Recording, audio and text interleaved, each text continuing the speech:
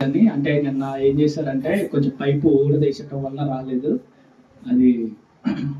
దాని గురించి కూడా అంటే రేపు ఎలాగ వంట చేయాలి కాబట్టి నీళ్ళు కూడా రావాలని ప్రార్థన చేయండి. ఇంకా జ్యోతిర్మయ సెంటర్ మనం ప్రారంభించాం, దాని గురించి ఎక్కువగా ప్రార్థన చేయండి. ప్రతిరోజు కనీసం ఒక 25 మంది పిల్లలు వస్తున్నారు.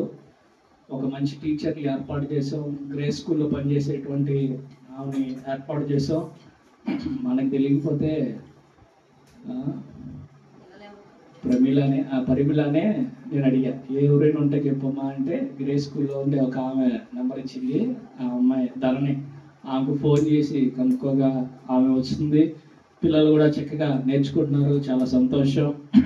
మా నాన్నగారి ఆశ కానీ మా ఆశ కానీ అంతా ఏంటి అని అంటే దేవుని యొక్క సేవ చేస్తూ వాళ్ళకి ఆర్థికంగా కూడా అన్ని విధాలుగా సహాయ సహకారాలు అందించాలన్నటువంటి ఉద్దేశమే, అంతే కదా. ఆకలి కలిగినటువంటి వ్యక్తికి 2 రోజుల నుంచి అన్నం తినకుండా ఉన్నటువంటి వ్యక్తిని కూర్చోబెట్టి గంట వాక్యం చెప్తే ఏమంటాడు? ఏమంటాడు చెప్పండి? ఆ టైంలో అని ఏమంటాడు? ముందర నేను పడిపోయే స్థితిలో ఉన్నా, చచ్చిపోయే పరిస్థితిలో ఉన్నా, ఆకలితో అలమటిస్తున్నా, నువ్వు చెప్పే మాటలు మధురంగా ఉన్నా కానీ మొదటగా నాకు ఇప్పుడేం కావాలి? ఆహారం కావాలి. ఆహారం పెట్టిన తర్వాత గంట కాదు 10 గంటలు కూర్చోబెట్టినా కానీ ప్రశాంతంగా వింటాడు. అవునా? వస్త్రహీనుడిగా ఉన్నటువంటి వాళ్ళకి వస్త్రాలు ఇచ్చామనుకోండి, దేవుడు ఎంత సంతోషపడతాడు. నిజమైన భక్తి ఏంటో తెలుసా? యాకోబు రాసినటువంటి పత్రిక 1వ అధ్యాయము 15వ వచనం అనుకుంటా, చూద్దాం.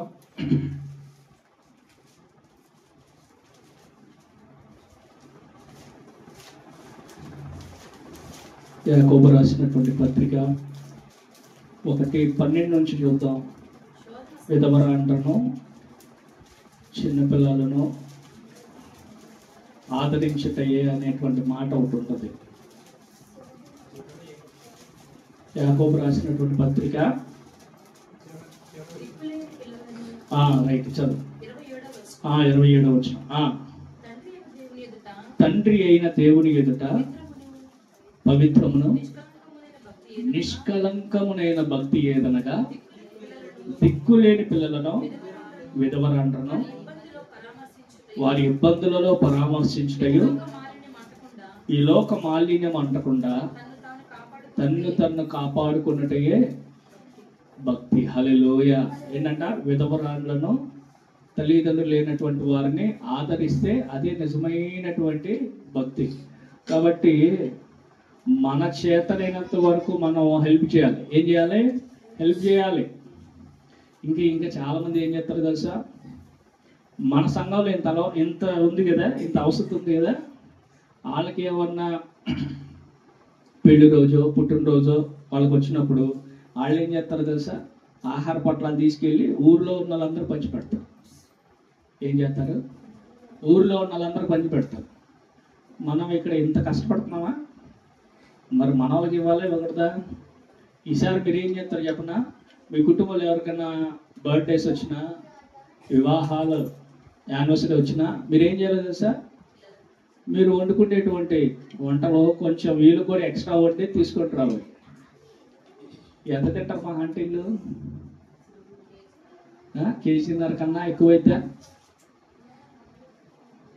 కుటుంబ సభ్యులను 50 మందినో 100 మందినో పిలిచి ఆడంబరంగా ఎంత డబ్బు ఖర్చు పెట్టినా రానటువంటి దీవెన, సంతోషము ఇలాంటి వాళ్ళకి ఖర్చు పెడితే దేవుడికి ఏం చేస్తాడు తెలుసా? రెట్టింపు ఘనతను దేవుడు అనుగ్రహిస్తాడు. రెట్టింపు ఆశీర్వాదమును దేవుడు మనకి అనుగ్రహిస్తాడు. కాబట్టి మీరు దీవింపబడాలి అంటే ఏం చేయాలి?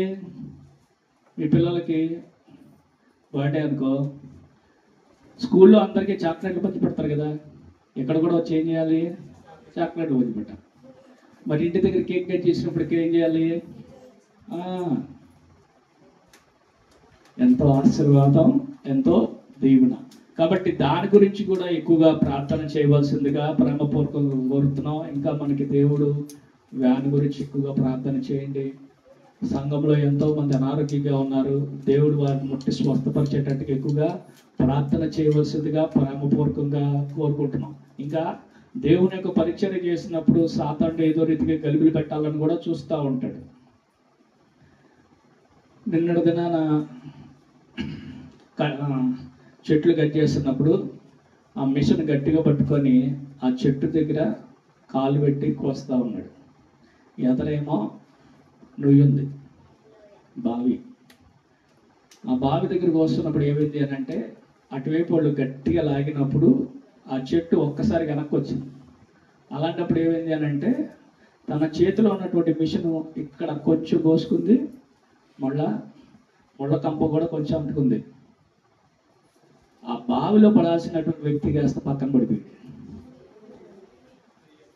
దేవుడు ఎంత గొప్ప కార్యం చేశాడు. హల్లెలూయా. అది ఎలా సాధ్యమవుతుంది అని అంటే దేవునికి ప్రార్థన చేయటం వల్ల మాత్రమే సాధ్యమవుతుంది. కొన్ని ప్రమాదాల నుండి కూడా దేవుడు కాచి కాపాడుతూ ఉంటాడు. మన వంటశాల దగ్గర పైన షెడ్ కిందేమో మొత్తం ఐరన్ రాడ్లు ఉన్నాయి. ఐరన్ రాడ్లు తీస్తూ ఉన్నప్పుడు కరెంట్ ఆల్రెడీ పాస్ అవుతూ ఉంది. అక్కడ కరెంట్ ఉంది ఆల్రెడీ. వాళ్ళు చూసుకోకుండా వెళ్ళి ఆపాను నేను అని చెప్పి అనుకున్నారు, కానీ ఆ కరెంట్ అలాగే వస్తుంది. పైకి ఒక మోగతను ఎక్కాడు, ఆయనకి ఏమీ తెలియదు చెప్పటం. అయితే ఆ వాటర్ ఎందుకు లోపలికి వచ్చి చూడగా లైట్ వెలుగుతూ ఉంది. ఈ కరెంట్ కనుక అతనికి కానీ లేకపోతే ఆ రాడ్లకు కానీ తగిలితే ఏమవుతాడు? Spot dead. ఇది జీవితాంతం వరకు గుర్తుండదా? ఏమంటారు? చర్చికి వెళ్ళాడు, చచ్చిపోయాడు. అందుట్లోనూ చుట్టుప్రక్కల ఉన్నటువంటి వాళ్ళందరూ ఏమంటారు తెలుసా? అమ్మ చర్చికి వెళ్తే అందరూ స్వస్థత వస్తుంది అనుకుంటారు, కానీ చర్చికి వెళ్తే చచ్చిపోరంట. అంటే చూడు, దేవుడు ఉంటే కనుక ఇలా జరుగుతాయా? మీ దేవుడు అద్భుత కార్యాలు చేస్తాడు కదా, అద్భుత కార్యాలు మహత్కార్యాలు చేస్తారంటారు కదా. చనిపోయినటువంటి వారు కూడా బ్రతికారన్నారు కదా, మరి ఈ బిడ్డను ఎందుకు రక్షించలేకపోయాడు దేవుడు అని చెప్పి దేవుని యొక్క నామానికి ఏమొస్తుంది? చెడ్డ పేరు వస్తుంది. ఎప్పుడు మనల్ని కించపరచాలని, బాధ పెట్టాలని, ఏదో రీతిగా మనలను ఇరుకును పెట్టాలని చెప్పి ఈ లోకంలో చాలా మంది ఎదురు చూస్తూ ఉంటారు. సాతానుడు ఎంత ఎదురు చూస్తూ ఉంటాడో మనల్ని పాపంలో పడేయాలని. మనుషులు కూడా ఏం చేస్తూ ఉంటారు అని అంటే ఏదో రీతిగా మనలో ఉన్నటువంటి లోపాలు ఎత్తి చూపించి, నువ్వు క్రైస్తవురాలు కదా, మీ దేవుడు పరిశుద్ధుడు కదా, యథార్థవంతుడు కదా, ఆయనను వెంబడిస్తున్నటువంటి నీవు కూడా ఆయన మార్గంలో నేను ఉండాలి కదా, కానీ నువ్వు ఎందుకు ఇలా చేస్తున్నావు అని చెప్పి ఏం చేస్తూ ఉంటారు? ఎత్తు పొడుస్తూ ఉంటారు. కాకులాగా పొడుస్తూనే ఉంటారు. కాబట్టి వీటన్నిటి నుండి మనం తప్పింపబడాలి అని అంటే ఎక్కువగా మనము ప్రార్థన చెయ్యాలి. ఎప్పుడైతే మనము ప్రార్థన చేస్తామో విపత్తు నుండి దేవుడు మనల్ని రక్షిస్తాడు. హల్లెలూయా. ఇంకా కొంతమంది ప్రేమ వివాహాలు చేసుకొని లోకంలో వెళ్ళిపోతే వాళ్ళు ఏమంటారు తెలుసా? వీళ్ళు చర్చికి వెళ్ళి ఇలాగ చేసుకున్నారండి అంటారు. చర్చికి వెళ్ళి నేర్పిస్తారా దైవజనులు? నువ్వు ఆయన్ని ప్రేమించమ్మా, నువ్వు ఈయన్ని ప్రేమించమ్మా అని చెప్పి దైవజనులు చెప్తారా? అంటే లోకంలో చాలా మంది లేరా ప్రేమ వివాహాలు చేసుకున్న వాళ్ళు? కానీ ఏమంటారు? చర్చికి వెళ్ళావు కాబట్టే ఇలా జరిగింది, చర్చికి వెళ్ళావు కాబట్టే ఇలా జరిగింది. అంటే ఏంటి? మనలో ఉన్నటువంటి భక్తిని తగ్గించేటానికి, మనలో ఉన్నటువంటి ఉజ్జీవం మీద నీరు చల్లటానికి ప్రయత్నాలు చేస్తూ ఉంటారు చాలామంది. కాబట్టి వీటన్నిటి గురించి ఎక్కువగా మనము ప్రార్థన చేయాలి. ఎప్పుడైతే మనము ప్రార్థన చేస్తామో మన కుటుంబము క్షేమముగా ఉంటది. హల్లెలూయా. సింహపిల్లలు ఏమగలవే ఆకలిగొనును కానీ ఆయన ఆశ్రయించి వారికి ఏ మేలు కొదువై ఉండదు. కాబట్టి ఎక్కువగా మనము ప్రార్థన చేయాలని ప్రేమపూర్వకంగా తెలియపరుస్తున్నాం. పరిశుద్ధ గ్రంథంలో నుండి కీర్తన గ్రంథం 20వ అధ్యాయము కొన్ని వచనాలను మనము ధ్యానం చేసుకుందాం. కీర్తన గ్రంథం 20వ అధ్యాయము 1వ వచనం. ఆపత్కాలమందు యెహోవా నీకు ఉత్తరం ఇచ్చిన గాక, యాకోబు దేవుని నామము నిన్ను ఉద్ధరించును గాక. హల్లెలూయా. ఆపత్కాలం అంట దేవుడు మనకి ఏం చేస్తాడు? ఉత్తరం ఇస్తాడు. యాకోబు దేవుని నామము నిన్ను ఉద్ధరించును. ఆపత్కాలంలో ఉన్నప్పుడు, బాధల్లో ఉన్నప్పుడు, దుఃఖంలో ఉండేటప్పుడు, మనిషిని యొక్క హృదయం అంతా వేదనతో ఉండేటప్పుడు ఏమనిపిస్తుందో తెలుసా? సామాన్యంగా ఎందుకు బ్రతకాలి, ఎవరి కోసం బ్రతకాలి, ఏం సాధిస్తున్నాను, ఏమి చేశాను, నా వలన ఈ లోకంలో ఏం పని ఉంది అని చెప్పి కొంతమంది ఏమనుకుంటారో తెలుసా? బ్రతకటం కన్నా కూడా చావే శరణ్యము అని చెప్పి చాలా మంది ఇలాంటి తప్పుడు ఆలోచన కలిగి ఉంటారు. ఎప్పుడైనా మనకి బాధ కలిగినప్పుడు ప్రార్థన చేయాలని చెప్పి అనిపిస్తుందా? చాలా మంది ఏం చేస్తారో తెలుసా? బాధ వచ్చినప్పుడు, దుఃఖం వచ్చినప్పుడు వెంటనే అమ్మకు ఫోన్ చేస్తారు, లేకపోతే భర్తకు ఫోన్ చేస్తారు, భార్యకు ఫోన్ చేస్తారు, రక్త సంబంధులకు ఫోన్ చేస్తారు, స్నేహితులకు ఫోన్ చేస్తారు. ఇరుగు పొరుగు వారితో తమ యొక్క బాధను పంచుకోవడానికి చాలా మంది ఇష్టపడతారు. ఇంకేం చేస్తారు తెలుసా? ఒకసారి చెప్పినటువంటి మాట పక్కనోడు కూడా అది చెప్తా ఉంటారు. అంటే పోసకొచ్చినట్టు చెప్తా ఉంటారు అనమాట. స్టార్టింగ్ పాయింట్ నుంచి ఎండింగ్ పాయింట్ వరకు చెప్పి అలసిపోతారా? మళ్ళీ వేరే వాళ్ళ దగ్గరికి వెళ్ళినప్పుడు కూడా మళ్ళీ ఫస్ట్ నుంచే ఇలాగా చెప్పుకుంటూ పోవటం వలన మన సమస్యకు పరిష్కారం జరుగుతుందా? అదే నీకు ఆపద వచ్చినప్పుడు, కన్నీరు వచ్చినప్పుడు, దుఃఖం వచ్చినప్పుడు వెంటనే దేవుని దగ్గరికి వెళ్ళి మొరపెడితే దేవుడు ఉత్తరాన్ని ఇస్తాడు. దేవుడు హల్లెలూయా. దుఃఖపడు వారు ధన్యులు, వారు ఓదార్చబడతారంట. మత్తయి సువార్త 5వ అధ్యాయము 4-5 వచనంలో ఉంటుంది అనుకుంటా. చూద్దాం. మత్తయి సువార్త 5వ అధ్యాయము. దుఃఖపడవారు ధన్యులు, వారు ఓదార్చబడతారు. హల్లెలూయా. ఓదార్పు ఎక్కడి నుండి వస్తుంది అని అంటే దేవుని దగ్గర నుండే మనకి వస్తుంది. కాబట్టి నీతిమంతుని విజ్ఞాపన మనపూర్వకమైనదై బహుబలము గలదై ఉండునంట. హల్లెలూయా. అంటే మన యొక్క ప్రార్థన నీతియుక్తంగా ఉండాలి. నీతిమంతులుగా జీవిస్తూ ప్రార్థన చేస్తే దేవుడు తప్పక జవాబునిస్తాడు. అంతేగాని లోకానుసారంగా జీవిస్తూ ప్రార్థన చేస్తే దేవుడు ఏం చేస్తా అంటున్నాడు తెలుసా? ఇదిగో నువ్వు ప్రార్థన చేయనప్పుడు నేను కనులు మూసుకుంటా, నువ్వు చేతులు జాపినప్పుడు నేను పట్టించుకున్నా. ఎందుకని? నువ్వు నా మాట ప్రకారంగా నువ్వు జీవించట్లేదు కాబట్టి నేను నీ మాట వినను అంటాడు. కాబట్టి మనం ప్రార్థన చేసేటప్పుడు మన యొక్క హృదయం పరిశుద్ధంగా ఉండి ప్రార్థన చేస్తే గనక దేవుడు ఆపత్కాలంలో ఉండగా మన యొక్క ప్రార్థనను పరిశుద్ధ స్థలంలో నుండి ఆయన నీకు సహాయము చేయను, సియోనులో నుండి నిన్ను ఆదుకొనును గాక. హల్లెలూయా. దేవుడు మన యొక్క ప్రార్థనలను ఆలకిస్తాడు. 3వ వచనం చదువుకుందాం. ఆయన నీ నైవేద్యములన్నిటినీ జ్ఞాపకం చేసుకొనును గాక, నీ దహన బలులను అంగీకరించును గాక. హల్లెలూయా. దహన బలులు ఎందుకు అర్పిస్తారు చెప్పండి?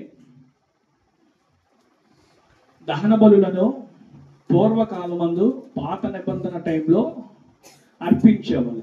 ఎందుకు బలి అర్పించేవాళ్ళు? ఎవరైనా చెప్పగలరా? కోరికలు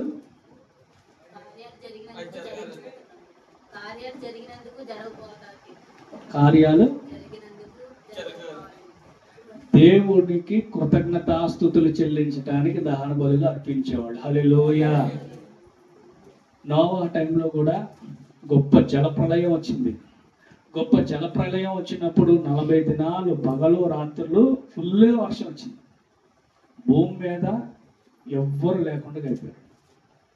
ఎవరు బ్రతికారో తెలుసా? నోవాహు, అతని యొక్క కుమారులు, కోడలు, భార్య, వీళ్ళు మాత్రమే బ్రతికారు. బ్రతికిన తర్వాత భూమి మీదకి వచ్చినటువంటి మరుక్షణమే నోవాహు వారి కుటుంబం అంతా ఏం చేశారు తెలుసా? ఒక బలిపీఠమును కట్టి దాని మీద పశువును పెట్టి దహించారు. అది దేవునికి కృతజ్ఞతాస్తుతులు చెల్లించారు. మరి మనం ఏం చేయాలి? మరి దేవునికి థ్యాంక్స్ చేయాలంటే మనం ఏం చేయాలి? ఇప్పటి కాలంలో దహన బలి ఎలాగ మనం ఇవ్వగలం దేవునికి? దేవుణ్ణి స్తుతించటం ద్వారా, ఇంకా సాక్ష్యం చెప్పడం ద్వారా, ఇంకా కానుక ఇవ్వటం ద్వారా, ఇంకా మొదటి సమూయేలు గ్రంథం 15వ అధ్యాయం 22వ వచనం చూద్దాం. దహన బలి ఏం అర్పించాలో దేవుడు ఇక్కడ సెలవిస్తా ఉన్నాడు. మొదటి సమూయేలు గ్రంథం 15వ అధ్యాయము 22వ వచనం చదువుకుందాం.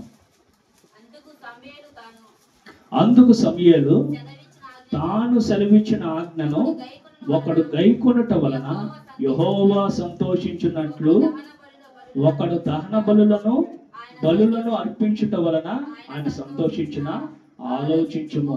బలులు అర్పించుట కంటే ఆజ్ఞను గైకొనుటయు పొట్టేలు ప్రభు అర్పించుట కంటే మాట వినుటయు శ్రేష్టము. హల్లెలూయా. దహన బలి కన్నా దేవుడు మనల్ని ఏం కోరుకుంటున్నాడో తెలుసా? ఆయన మాట మనం వినాలంట. ఎవరైతే ఆయన మాట వింటారో దేవునికి లాభమా మనకు లాభమా? మనకే లాభం. అందుకనే దేవుని మాటను ఎవరైతే శ్రద్ధగా వింటారో వాళ్ళ కొరకు దేవుడు దాచిపెట్టి ఉంటాడు. ద్వితీయోపదేశకాండం 28వ అధ్యాయము మొదటి వచనం నుండి ఒకసారి చేద్దాం. పరిశుద్ధ గ్రంథంలో నుండి ద్వితీయోపదేశకాండం 28వ అధ్యాయం మొదటి వచనం. నీవు నీ దేవుడైన యెహోవా మాట శ్రద్ధగా విని 168 నేడు నేను నీకు ఆజ్ఞాపించుచున్న ఆయన ఆజ్ఞలన్నిటిని అనుసరించి నడుచుకుని ఎడల నీ దేవుడైన యెహోవా భూమి మీదనున్న సమస్త జనముల కంటే నిన్ను హెచ్చించును. హల్లెలూయా. దేవుని యొక్క మాట వింటే అంట భూమి మీద ఉన్న సమస్త జనముల కంటే మనలను హెచ్చిస్తాడు. ఇంకా 3వ వచనంలో ఏమన్నాడు తెలుసా? నువ్వు పట్టణంలో తీర్పుపడదువు, పొలంలో తీర్పుపడదు. నీ గర్భఫలము, నీ భూఫలము, నీ పశువుల మందలు, నీ దుక్కిటెద్దులు, నీ గొర్రె మేకల మందలు దీవింపబడును. నీ గంపయు పిండి పిసుకుని తొట్టెయు దీవింపబడును. నీవు లోపలికి వచ్చినప్పుడు దీవింపబడదువు, వెలుపలికి వెళ్ళినప్పుడు దీవింపబడదువు. నీ మీద పడు నీ శత్రువులను యెహోవా నీ ఎదుట హతమగునట్లు చేయును. వారొక త్రోవను నీ మీదకు బయలుదేరి వచ్చి 7 త్రోవల నీ ఎదుట నుండి పారిపోదురు. నీ కొట్లలోను నీవు చేయు ప్రయత్నములన్నిటిలోనూ నీకు దీవెన కలుగునట్లు యెహోవా ఆజ్ఞాపించును. హల్లెలూయా. నీ దేవుడిని యెహోవా నీకు ఇచ్చుచున్న దేశములో ఆయన నిన్ను ఆశీర్వదించును. అంటే చూడండి, మనము చేసే ప్రతి ప్రయత్నము దేవుడు సఫలం చేస్తాడంట. ప్రతిరోజు మనం చేసేటువంటి ప్రయత్నాలు చాలా మటుకు ఏమవుతా ఉన్నాయి? విఫలమవుతా ఉన్నాయి. మరి విఫలమవుతానికి గల కారణం ఏంటి అని అంటే దేవుని యొక్క మాటను మనం శ్రద్ధగా వినట్లేదు, దేవుని యొక్క ఆజ్ఞానుసారంగా మనము జీవించట్లేదు. కాబట్టి మనం చేసేటువంటి ప్రయత్నాలన్నీ విఫలమైపోతున్నాయి. యోసేపు ఫలించుడు కొమ్మగా ఉన్నాడు. ఇస్సాకుని కనుక ఒకసారి పరిశీలన చేస్తే ఇస్సాకు ఒక విత్తనం వేసినప్పుడు 100 రెట్లు ఫలం వచ్చిందంట. హల్లెలూయా. ఆయన 100 విత్తనాలు వేస్తే 100 విత్తనాలకి వచ్చినాయంట. ఈనాడు అన్ని విత్తనాలు ఎంత వస్తాయా? మరి ఎందుకని ఆయన ఎన్ని విత్తనాలు అయితే వేస్తాడో అంత పంట రావటానికి గల కారణం ఏంటి అని అంటే ఆయన దేవుని యొక్క మాటను శ్రద్ధగా గైకొన్నాడు. దేవుని యొక్క ఆజ్ఞానుసారంగా అతను జీవించాడు. కాబట్టి ఆయన చేసిన ప్రతి ప్రయత్నాన్ని దేవుడు ఆశీర్వదించాడు. బావి కోసం ప్రయత్నం చేసి తవ్వగా అక్కడ నీళ్ళు వచ్చినాయి. అక్కడ ఉన్నటువంటి ప్రజలందరూ వచ్చి, నువ్వు పొరుగు దేశం నుండి వచ్చావు, ఇది మా దేశం కాబట్టి ఈ బావి మాది అన్నారు. సరే తీసిపో అన్నారు. వేరే చోట వెళ్ళి బావి తవ్వగా మళ్ళీ అందులోంచి ఏమొచ్చినాయి? నీళ్ళు వచ్చినాయి. మళ్ళీ చుట్టుపక్కల వాళ్ళు అనుకున్నారు, ఏంట్రా మనకు ఎన్నో సంవత్సరాల నుంచి బావులు తవ్వాం కానీ నీళ్ళు రాలేదు, ఈయనేంటే తవ్వంగా నీళ్ళు వచ్చేసింది అని చెప్పి వాళ్ళు ఏమన్నారు అంటే ఈ బావి కూడా మాదే. మనమేమంటాం చెప్పండి? ఇప్పుడు ఉదాహరణకి 1 ఎకరం పొలం కొనుక్కున్న తర్వాత తవ్వినప్పుడు బంగారం దొరికింది. ఏమొచ్చింది? అందులోంచి కేజీ బంగారం బయటపడింది. ఈ బంగారం ఎవరిదైతే ఇప్పుడు స్థలం కొన్నాళ్ళది, పొలం కొన్నాళ్ళది అయితే. అంతకుముందు ఎవరి దగ్గర అయితే కొన్నామో వాళ్ళు వచ్చి, నేనే దాచిపెట్టా, నేను మర్చిపోయా, దీని మీద నేను రేట్ వేయలే, పొలం మీద నీకు రేట్ వేసా, ఈ బంగారాన్ని కూడా నువ్వు కొను, ఈ బంగారాన్ని కూడా నువ్వు డబ్బులు కట్టాలంటే మనం ఏమంటాం? ఏం చేస్తాం? మనం గొడవ వేసుకుంటాం. ఏం చేస్తాం? పోలీస్ స్టేషన్కి వెళ్తాం, వాదిస్తాం. న్యాయం ఏంటో మీరు తీర్చండి అని చెప్పి ఐపీసీ సెక్షన్లు అన్నీ చదివేస్తాం మనమే. తర్వాత మళ్ళీ కోర్టుకి తీసుకెళ్తాం. జిల్లా కోర్టు కాకపోతే హైకోర్టుకి వెళ్తాం, హైకోర్టు కాకపోతే సుప్రీంకోర్టుకి వెళ్ళి ఎలాగోలా సాధిస్తాం. కానీ ఈయనైతే మటుకు విడిచిపెట్టాడు. కారణం ఏంటి అని అంటే, నేను ఎక్కడ తవ్వినా వస్తుంది, ఎక్కడ తవ్వినా వస్తుంది, అసలు నేను ఈ దేశంలో ఎక్కడ తవ్వినా వస్తుంది. కారణం ఏంటో తెలుసా? నా దేవుడు నాకు తోడుగా ఉన్నాడు, నా దేవుడు నా పక్షాన ఉన్నాడు. నేను చేసే ప్రతి ప్రయత్నంలో ఆయన నాకు సహాయం చేస్తాడు. కాబట్టి నేనెందుకు భయపడాలి, నేనెందుకు గొడవలు పెట్టుకోవాలి, నేనెందుకు చిన్నచూపు పెట్టుకోవాలి, నేనెందుకు నా ముఖాన్ని మార్చుకొని వెళ్ళాలి? ఎందుకు అంటే నా దేవుడు నా పక్షాన ఉన్నాడు కాబట్టి నేను చేసిన ప్రతిదీ ఆయన సఫలము చేస్తాడని విశ్వసించాడు. హల్లెలూయా. కాబట్టి దేవుడు బిడ్డలారా, ఈనాడు కూడా చాలా మంది ఏం చేస్తారో తెలుసా? వారికి ఒక చిన్న మేలు జరిగితే వెంటనే దేవునికి కానుకిచ్చేసో, లేకపోతే పరిచర్య చేసేసో, లేకపోతే ఒక గంట ప్రార్థన చేసేసుకోనో ఏం చేస్తారు? తర్వాత చేతులు దులిపేసుకొని వెళ్ళిపోతారు. తర్వాత యథా రాజా తదా ప్రజలాగా మనం ఇష్టంగా జీవిస్తూ ఉంటాం. అలా కాదు, దేవుడు అది కోరుకోడు. కయీను హేబెలు ఇద్దరు ఉన్నారు, ఇద్దరు అన్నదమ్ములే. ఇద్దరు అన్నదమ్ములు వారి అర్పణలు తీసుకొచ్చి దేవుని ఎదుట పెట్టినప్పుడు ఎవరి అర్పణను దేవుడు అంగీకరించాడు? చెప్పండి గట్టిగా. హేబెలు అర్పణను అంగీకరించాడు. ఎందుకు అంగీకరించాడు?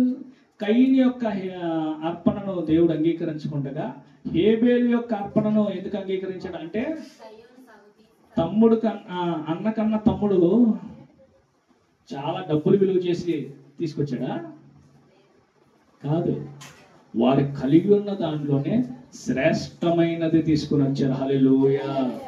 దేవుడు మనం ఎంత ఇచ్చామో ఏమి చేశామని చూడడు, కానీ మనము హృదయపూర్వకంగా చేశామా లేదా అని చెప్పి దేవుడు చూస్తూ ఉంటాడు. కాబట్టి దేవుని బిడ్డలారా, దేవుని యొక్క మాట మనం వినాలి. దేవుని యొక్క మాట ఎప్పుడైతే మనం వింటామో మన యొక్క కుటుంబం ఆశీర్వదింపబడుతుంది. మనము చేయు ప్రతి ప్రయత్నాన్ని దేవుడు సఫలము చేస్తాడు. హల్లెలూయా. 4వ వచనం చదువుకుందాం.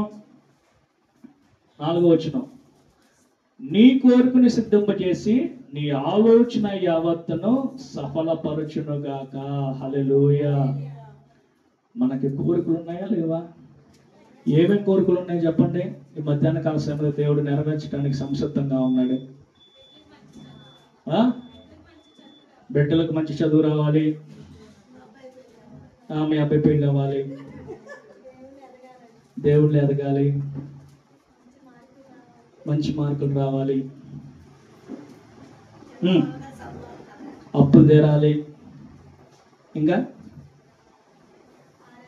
కుటుంబం అంతా రక్షింపబడాలి, అందరూ ఆరోగ్యంగా ఉండాలి, సుఖ సంతోషాలతో ఉండాలి, గొడవలు లేకుండా సమాధానంగా ఉండాలి, నరుని చూపు మన మీద ఉండకూడదు, ఎవరు మన మీద వ్యతిరేకులు ఉండకూడదు, మనం ఆడిందే ఆట పాడిందే పాటలాగా ఉండాలి, ఎవరు మనల్ని కష్టపెట్టకూడదు. ఇలాంటి కోరికలు ఉంటాయి. దేవుడు ఎవరి కోరిక నెరవేరుస్తారు తెలుసా? కీర్తన గ్రంథం 37వ అధ్యాయము 4వ వచనం చదువుకుందాం. కీర్తన గ్రంథం 37వ అధ్యాయము 4వ వచనం. యెహోవాను బట్టి సంతోషించుము, ఆయన నీ హృదయ వాంఛలను తీర్చును. హల్లెలూయా. నీ మార్గమును యెహోవాకు అప్పగింపుము, నీవు ఆయన నమ్ముకొనుము, ఆయన నీ కార్యము నెరవేర్చును. హల్లెలూయా. దేవుని బట్టి సంతోషించాలంట. మనము దేనిని బట్టి సంతోషిస్తున్నాం? ఫ్రాంక్ గా చెప్పండి, దేనిని బట్టి మనం సంతోషిస్తాం? డబ్బుని బట్టి సంతోషిస్తాం. లాటరీలో డబ్బులు తగిలితే అంతకు మించిన సంతోషం ఏమీ ఉండదు. ఇంకా కొంతమంది బెట్టింగ్లు వేస్తారు కదా, ఆ బెట్టింగ్లో లాభాలు వచ్చినప్పుడు సంతోషిస్తారు కొంతమంది. ఇంకా ఆస్తి, బంగారం, బిడ్డలు, అందాన్ని బట్టి, వారి కలిగి ఉన్నటువంటి జ్ఞానమును బట్టి, వారి మట్టిని పట్టుకున్న బంగారం అయిపోతే అందరి బట్టి ఏం చేస్తారు? వాళ్ళు ఆనందిస్తూ ఉంటారు, సంతోషిస్తూ ఉంటారు. నేను ఒక భాగ్యవంతుడను, నేను ఒక ధన్యురాలను అని చెప్పి ఈ లోకంలో ఉండేటువంటి వస్తువులను బట్టి చాలా మంది సంతోషించేవారిగా ఉన్నారు. మనము దేవుని బట్టి ఎప్పుడైతే మనము సంతోషిస్తామో, ఇలాంటివి మనకు జరగకపోయినా కానీ మనము సంతోషంగా ఉండగలం. హల్లెలూయా. ఈనాడు చాలా మంది దేని కొరకు దేవుడు వెంబడిస్తున్నారు అని అంటే, కార్యాల కోసం వెంబడిస్తున్నారు, అద్భుతాల కోసం వెంబడిస్తున్నారు, స్వస్థత కార్యాల కోసం వెంబడిస్తున్నారు.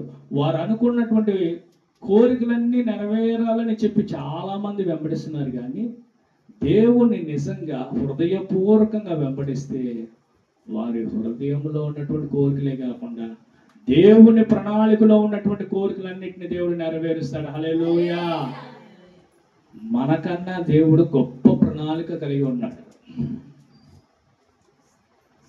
మనం 1 కిలోమీటర్ నడవాలని చెప్పి అనుకుంటాం, కానీ దేవుడు అంటాడు నువ్వు 10 కిలోమీటర్లు నడవటానికి నీకు సహాయం చేస్తా అంటాడు. ఈనాడు సామాన్య భక్తులుగా వచ్చినటువంటి వాళ్ళే గొప్ప దైవజనులుగా అయ్యి అనేక మందికి ఒక మాదిరికరంగా అయ్యారు అని అంటే కారణం ఏంటో తెలుసా? వారి లోకాన్ని ఒక పెంట కుప్పతో సమానంగా ఎంచుకొని దేవుణ్ణే ప్రధానమైనటువంటి వ్యక్తిగా ఎంచుకొని ఈ లోకంలో యేసు ప్రభు వారు తప్ప నాకు ఏమీ వద్దు అని చెప్పి కుటుంబమును, భార్యను, బిడ్డలను, వారి కలిగి ఉన్నటువంటి ధనాన్ని, సమృద్ధిని అన్నిటిని విడిచి ఎడారిలో ఉండటానికి కూడా ఇష్టపడ్డారు. దేవునితో ఎక్కువ సమయాన్ని కేటాయించడానికి వారు ఇష్టపడ్డారు. నరులందరి చేత తృణీకరింపబడినా కానీ యేసు ప్రభు వారిని నేను విడిచిపెట్టను అని చెప్పి నిజమైన తీర్మానం కలిగి ఉన్నారు. కాబట్టి నేడు వారి యొక్క నామాన్ని మనం స్మరణ చేసేటట్టుగా దేవుడు చేశాడు. వాళ్ళందరూ ఎవరిని బట్టి సంతోషించారు? అరే, నువ్వు యేసు ప్రభు వారిని కనుక వెంబడిస్తే కుల బహిష్కరణ చేస్తాం, యేసు ప్రభు వారిని కనుక నువ్వు వెంబడిస్తే నీ తల నరికేస్తాం, యేసు ప్రభు వారిని కనుక నువ్వు వెంబడిస్తే నువ్వు మా ఇంట్లో అన్నం తినడానికి కూడా నువ్వు యోగుడు కాదు, నీకు రూపాయి కూడా మేము, నీ మొహం కూడా మాకు చూపించొద్దు. విషం ఇచ్చి చంపేయడానికి ఎంతో మంది ప్రయత్నం చేసినా కానీ లోకములో ఆనందించడానికి ఇష్టపడ్డారా? యేసు ప్రభు వారి కోసం శ్రమలు పడటానికి ఇష్టపడ్డారా? చెప్పండి. సాధు సుందర్ సింగ్ గారు లాంటి వాళ్ళు కానీ, భక్త సింగ్ గారు లాంటి వాళ్ళు కానీ, ఇంకా గొప్ప గొప్ప దైవజనులు అని చెప్పి పిలుచుకునేటువంటి వాళ్ళందరూ ఒకానొక రోజున అన్నిటిని విడిచిపెట్టినటువంటి వాళ్ళే. వాళ్ళందరూ ఎవరిని బట్టి సంతోషించారో తెలుసా? దేవుని బట్టి. దేవుని బట్టి సంతోషించటం అని అంటే దేవుడు చెప్పినటువంటి మాట ప్రకారంగా చెయ్యటమే. భక్త సింగ్ గారితో దేవుడు చెప్పినటువంటి మాట, నువ్వు పెళ్లి చేసుకోవద్దు అని. ఏమన్నాడు దేవుడు? నువ్వు వివాహం చేసుకోవద్దు. ఇంట్లో ఉన్నటువంటి వాళ్ళైతే వివాహం కోసం ప్రయత్నాలు చేస్తూ ఉన్నారు. దేవుడు చెప్పిన తర్వాత దేవుడు మాట ప్రకారంగా జీవించాడు కాబట్టి తన గర్భమును పుట్టకపోయినా కానీ కొన్ని వేల మందికి తండ్రిగా అయ్యాడు ఆయన. కాబట్టి దేవుని బిడ్డలారా, మనం కూడా దేవుని బట్టి సంతోషిస్తే మనం ఊహించిన దానికన్నా, ఆశించిన దానికన్నా గొప్ప కార్యాలు దేవుడు చేస్తాడు. హల్లెలూయా. ఇంకొక వచనం చూసి మనం ముగించుకుందాం, టైం అయిపోయింది. కీర్తనల గ్రంథం 20వ అధ్యాయము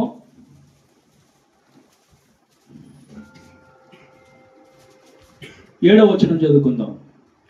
కొందరు రథములు బట్టి, కొందరు గుర్రములు బట్టి అతిశయపడుతురు, మనమైతే మన దేవుడైన యెహోవా నామమును బట్టి అతిశయపడుతాము. హల్లెలూయా. మనము అతిశయించేది మన రక్షణ బట్టి అతిశయించాలి. ఎంతమంది రక్షణ పొందామని చెప్పి అతిశయిస్తారు చెప్పండి? ఎవరైనా వచ్చి మనల్ని 2 క్వశ్చన్లు అడిగితే 3వ క్వశ్చన్కి తెల్లమొఖం వేసేస్తాం మనం. అవునా కాదా? కొన్ని క్రిటికల్ క్వశ్చన్స్ అడుగుతూ ఉంటారు వాళ్ళు. మీకు అర్థమయ్యే రీతిగా నేను చెప్తా ఉంటాను. అవును, ఆదాము అవ్వ కదా, వాళ్ళకి ఎంతమంది పిల్లలు? ఇద్దరు. పేర్లు ఏంటి? కయ్యను హేబెలు. కయ్యను హేబెలు పుట్టినప్పుడు మరి వాళ్ళు చేసుకున్న భార్యలు ఎక్కడి నుంచి వచ్చారు అంటే నువ్వేమంటావు? బెంబేలు అయిపోతావు కదా. అవును కదా. అంటారు మరి ఒక తల్లి గర్భం నుండి వచ్చినప్పుడు ఆ చెల్లి అయితేగా అంటే నువ్వేంట? అవునా? ఏం చేస్తారు చాలా మంది? ప్రశ్నార్థకంగా ఉంటుంది. అవును కదా ఇది అంటే నేను చేస్తాను తప్ప. ఒక దైవశిష్యుడి దగ్గరికి వచ్చి చేప కడుపులోకి మనిషి అర్థం ఏంటి? చోద్యం కాకపోతే ఇది ఎలా సాధ్యం అని అంటే ఆయన ఏమన్నాడు తెలుసా? నా కడుపులో పెద్ద చేప ఉందన్నా నేను నమ్ముతా అన్నాడు. ఈయన కడుపు ఎంత ఉంది? స్త్రీలు కడుపు వస్తారు కదా, ఎన్ని కిలోలు బరువు ఉంటారు లోపల?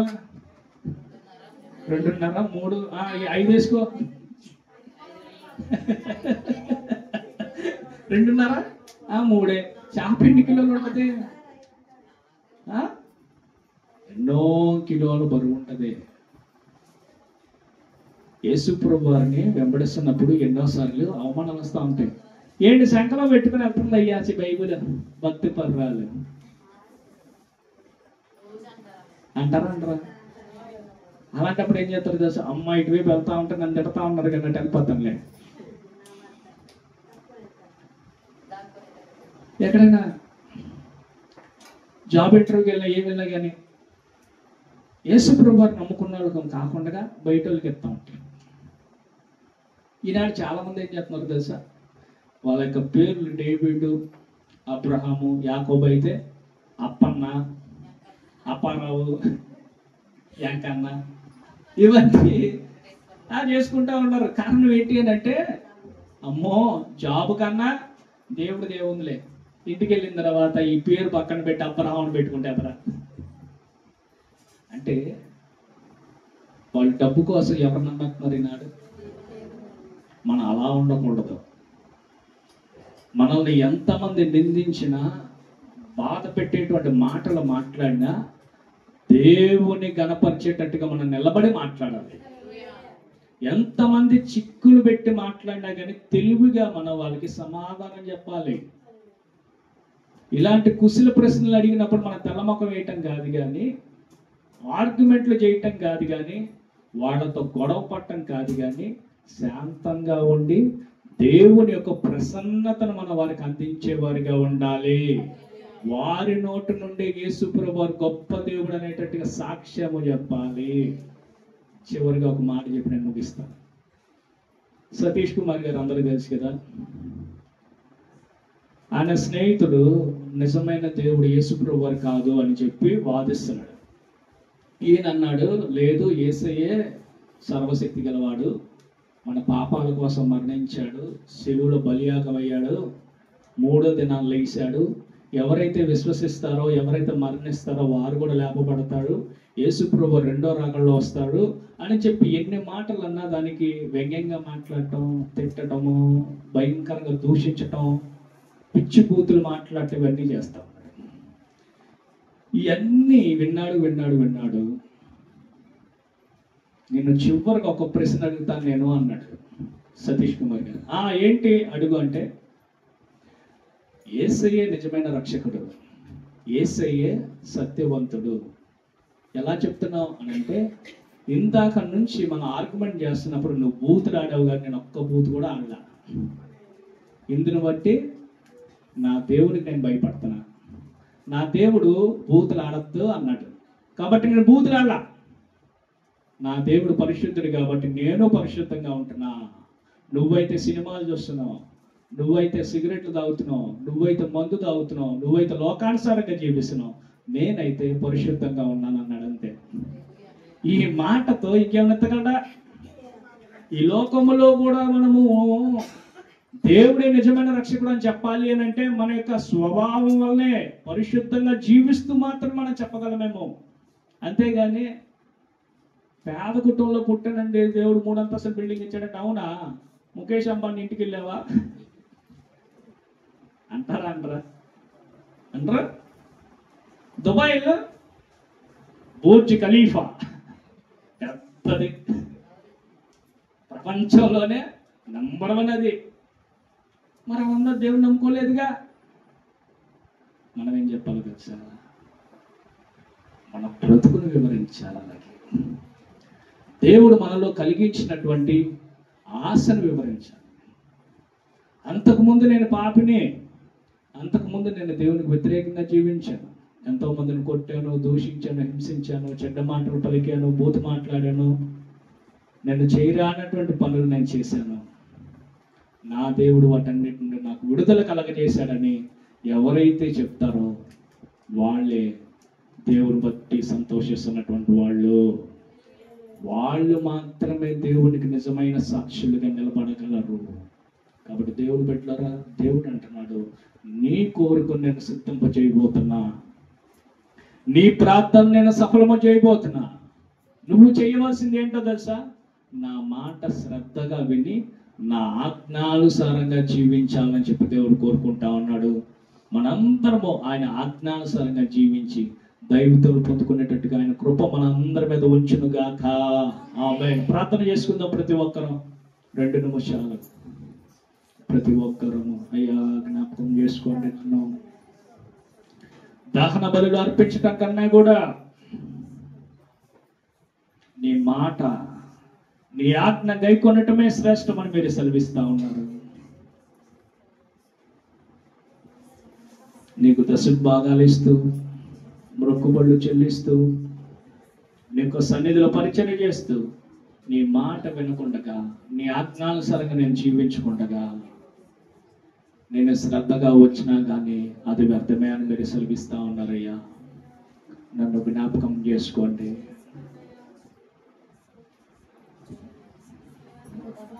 నీ దగ్గరకు వచ్చినటువంటి నన్ను ప్రత్యేకంగా దర్శించండి. ఇంతవరకు పాటల ద్వారా మీరు మహిమ పొందారు, ఆరాధన ద్వారా మమ్మల్ని దర్శించారు, వాక్యం ద్వారా మాతో మాట్లాడినందుకు నీకు వందనాలయ్యా. ద్వితీయోపదేశకాండ 28 ద్వారా మీరు మాతో మాట్లాడినందుకు నీకు వందనాలు. నీ మాట వింటే పొలంలో ఉన్న, పట్టణంలో ఉన్న, పల్లెటూరులో ఉన్న, ఇంట్లో ఉన్న, బయట ఉన్న ఆశీర్వాదమే మీరు సెలవిస్తా ఉన్నారు. నీ గంపయు పిండి పిసుకు తొట్టియు దీపబడునని మీరు సెలవిస్తున్నారు. మేము చేయు ప్రతి ప్రయత్నమును మీరు సఫలము చేస్తారని మీరు సెలవిస్తా ఉన్నారయ్యా. జ్ఞాపకం చేసుకోండి. క్రొవ్విన దూడను వధించటం కన్నా కూడా నీ మాట వినటం, నీ ఆజ్ఞానుసారంగా జీవించటం ఎంతో శ్రేష్టమని మీరు సెలవిస్తున్నారు. మనల్ని జ్ఞాపకం చేసుకోండి. ఇస్సాకు ఆనాడు విత్తనం విత్తినప్పుడు 100 రెట్లు ఫలము పొందుకున్నాడు. ప్రధానమైన కారణం ఏంటి అని అంటే నీ మాట ప్రకారంగా జీవించాడయ్యా. యెహోషువ కూడా తన యొక్క జీవితంలో ఎన్నో గొప్ప కార్యములు పొందుకున్నాడు, ఎన్నో ఘనమైనటువంటి కార్యములు చేశాడు. దానికి ప్రధానమైన కారణం ఏంటి అని అంటే, నేను మోషేకు తోడై ఉన్నట్టు నీకు తోడై ఉంటాను. మోషే నీకు ఇచ్చినటువంటి ధర్మశాస్త్రం అంతటిని నువ్వు తోచా తప్పకుండా పాటించాలి. దాని నుండి కుడికి కానీ ఎడమకు కానీ తొట్టిల్లకుండా ఉంటే ఎప్పుడు నీ పక్షాన్ని నేను ఉంటా, నేను నీకు తోడుగా ఉంటా, నేను నిన్ను బలపరుస్తా, నీకు విజయాన్ని నేను అందిస్తానని సెలవిచ్చావు కదయ్యా. నీ మాట ప్రకారంగా నువ్వు నెరవేర్చు. ప్రజలందరూ వ్యతిరేకులు అయిపోయినప్పటికీ, నిన్ను ఆరాధించకుండా ఉన్నప్పటికీ యెహోషువ ఒక మాటే సెలవిచ్చాడు, ఇదిగో మీరు ఎవరినైనా సేవించండి కానీ నేను నా ఇంటి వారిని యెహోవానే సేవిస్తాము. కారణం నీ మాట విన్నాడు కాబట్టి నీ చిత్త ప్రకారంగా జీవించాడయ్యా. మా ప్రార్థనలు ఆలకించండి, మా కోరికలను సఫలము చేయండి, మా హృదయ వేదన మీరే తీసివేయండి. మేము మనుషుల దగ్గరికి వెళితే మా బాధలు తీసివేయలేరు, ఎవరి దగ్గరికి వెళ్ళినా కానీ మా కోరికలు సఫలము కాదయ్యా. కుటుంబంలో ఉన్నటువంటి వారి దగ్గరికి చెప్పినా, ధనవంతుల దగ్గరికి వెళ్ళి చెప్పినా, అధికారుల దగ్గరికి వెళ్ళి చెప్పినా, భాగ్యవంతుల దగ్గరికి వెళ్ళి చెప్పినా కానీ వారు చేయలేరయ్యా. మీరు మాత్రమే సఫలము చేయగల సమర్థుడవు, సర్వాధికారము కలిగినటువంటి వాడవు నీవేనయ్యా. మా తలంపుల్లో ఉన్నటువంటి ఊహ తెలిసినటువంటి వాడు నీవేనయ్యా. మేము ఎవరికి చెప్పినా మమ్మల్ని కించపరుస్తూ ఉంటారు, హేళన చేస్తూ ఉంటారు. ఇది ఎలా జరిగిద్దంటూ అనుకుంటున్నావు అని చెప్పి మమ్మల్ని దూషించే మాటలు మాట్లాడుతూ ఉంటారయ్యా. లెక్కలేని తరంగా మమ్మల్ని చూస్తారు. కానీ మీరైతే కుమారుడా నీ కోరిక నేను సఫలం చేస్తారా? నీకు అది బండ కొండలాగా ఉండొచ్చేమో, కానీ అది నాకు గడ్డి పెరక లాంటిది. అదే నేను నీకు చేస్తా. ప్రయాసతో భారముతోనూ వచ్చావు, విశ్రాంతి పొందుకొని వెళ్ళు అని మీరు సెలవిస్తున్నారయ్యా. జ్ఞాపకం చేసుకోండి. మేమైతే పై రూపాన్ని చూస్తాం, కానీ మీరైతే అంతరంగాన్ని చూచువాడవయ్యా. మేమైతే పైకి నవ్వుతూ ఉంటాం, కానీ లోపల ఏ వేదన ఉందో, ఏ బాధ ఉందో, దేని గురించి ఆలోచిస్తున్నామో మాకైతే తెలియదు. కానీ సమస్తము చూచుచున్నవాడు నీవే. నీ దగ్గరకు వచ్చినటువంటి ఈ బిడ్డలు సాక్ష్యం చెప్పాలి. ఇదిగో నేను దేవుని దగ్గరికి వెళ్ళి చెప్పాను, దేవుని సన్నిధిలో నేను కన్నీరు కార్చాను, దేవుని సన్నిధిలో నేను మొరపెట్టాను, నా దేవుడు ఉత్తరం ఇచ్చాడు, నా కార్యము సఫలము చేశాడని నీ సన్నిధిలో సాక్ష్యం చెప్పుకునే కృపను, ధన్యతను నాకు ఇక్కడ చేరినటువంటి వారందరికీ మీరే దయచేయమని నజరేయుడైన యేసు నామమున నడుచున్న మా పరమ తండ్రి, ఆమేన్. పరలోకమందున మా తండ్రి, నీ నామం పరిశుద్ధపరచబడును గాక, నీ రాజ్యం మాకు వచ్చును గాక, నీ చిత్తం పరలోకమందు నెరవేరినట్లు భూమి యందును నెరవేరును గాక. మాకు ఆహారం మాకు దయచేయండి, మడలా ప్రథమ జీవన క్షమించిన ప్రకారం మీరు మా పనులను క్షమించండి. మమ్మ సోదత్త అదృశ్యుడు తప్పించుము, రాజ్యము శక్తి మహిమ నిరంతరం నీవైనావు తండ్రి, ఆమేన్. తండ్రి కుమార పరిశుద్ధాత్మ త్రియేక దీవెన ఇప్పుడు నెలప్పుడు ఇక్కడ చేరిన ప్రతి ఒక్క బిడ్డకి దేవుడే తోడండి. ప్రతి ప్రార్థనకు దేవుడు జవాబును అనుగ్రహించును గాక, ప్రతి కోరికను దేవుడు సఫలపరచును గాక, కుటుంబంలో సంతోషములు అనుగ్రహించును గాక, ప్రతి కుటుంబానికి రక్షణ భాగ్యతను అనుగ్రహించును గాక, సంఘాన్ని సేవను దేవుడు వృద్ధిపరచును గాక, ప్రతి కుటుంబంలో దేవుడు సర్వ సమృద్ధిని అనుగ్రహించును గాక. ఆమేన్. అందరికీ